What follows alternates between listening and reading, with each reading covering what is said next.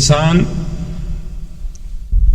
कहीं एक जगहों से सफ़र करता है, और मैंने फिर आपको मिसाल दी थी इमाम अहमद बिन हम्बल की इस्तिग़फ़ार की, याद आया कि नहीं?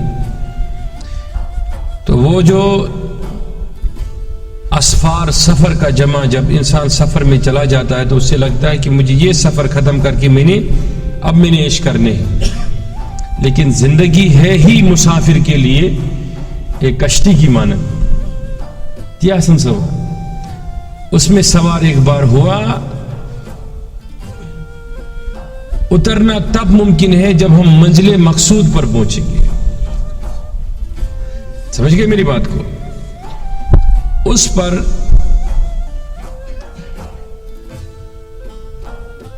मैं तुम्हें एक रिवायत सुनाऊंगा। इमाम नसफी अलैहि रहमा ने उसको लिखा है और बहुत सारे उलमा ने उसको लिखा है। ये बहुत बड़े शयूख के शेख भी रहे और बहुत बड़े आलिम माने जाते थे पूरी दुनिया में। कहीं किताबें इनकी जब आप शरह सुदूर पढ़ेंगे तो आपको अंदाज़ा हो जाएगा कि इनका इल्म क्या है। वो फरमाते हैं कि हमारी मिसाल ऐसी है कि जंगल में एक आदमी दौड़ रहा था और दौड़ते दौड़ते उसके ताक़ुब में एक शेर आ गया, खूंखार शेर, ज़बरदस्त। उसने उसका पीछा किया, उसको लगा कि अब ये तो मुझे पकड़कर ही चीर फाड़ करके ख़त्म कर देगा और मेरा बचना महाल है, मुश्किल है। अब वो करता क्या, वो बहुत दौड़ता गया, बिलाखिर उसकी नज़र एक कुएं पे पड़ी। तो उससे कहा क्यों ना इस कुएं में ही छलांग मार दी जाए।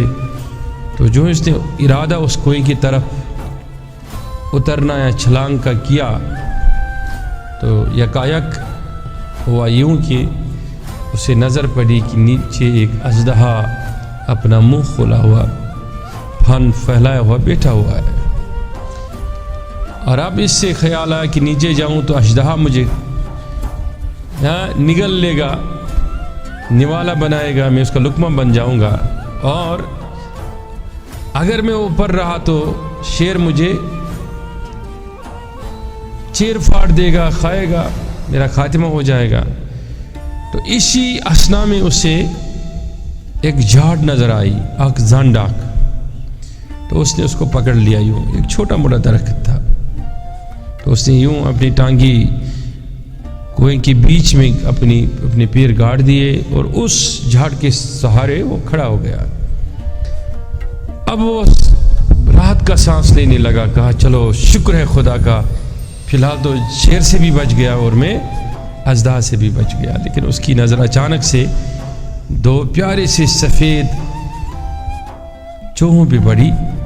वो धीरे धीरे करके उस पेड़ के जड़ों को कुरेद रहे थे, काट रहे थे।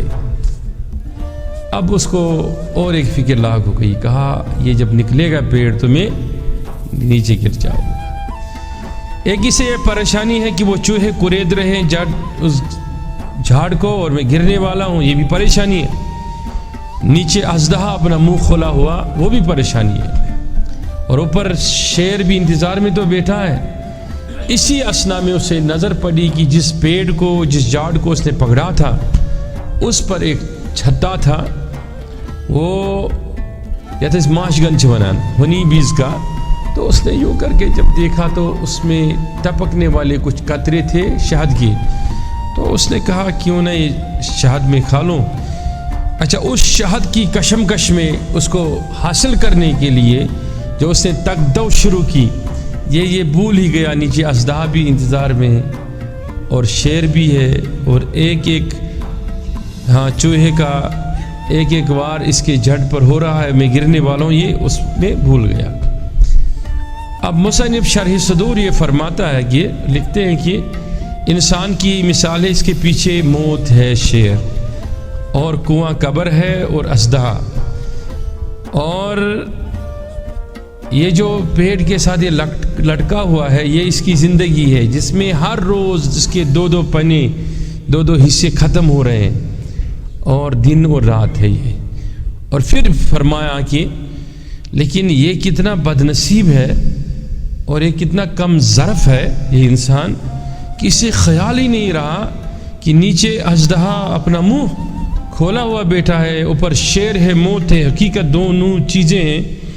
اور تیسری بات ہے کہ زندگی کا ایک ایک دن ہر روز کم ہوتا جا رہا ہے، اور یہ بھول ہی گیا ان تینوں چیزوں کو، یہ اس شہد کو حاصل کرنے میں یہ سارا وقت برباد کر رہا ہے۔ تو سمجھانا یہ چاہتے ہیں کہ اے انسان، تجھے ہو کیا گیا؟ ما غرک بربک الکریم، تمہیں ہو کیا گیا؟ تمہیں احساس ہی نہیں، خبر ہی نہیں، پیچھے شیر لگا ہوا ہے، نیچے اژدہا ہے، اور اس حالت میں تو کرے گا کیا؟ تو سمجھ رہا کہ یہ جو دنیا حاصل کرنے میں تو لگ گیا، یہ بس چند لمحات کے لیے شہد کی قدرے ہیں، بعد میں تو ادھر جانا ہی ہے نا، موت آپ کو دھکیل دے گا نیچے، پھر کیا ہے تیرے لیے؟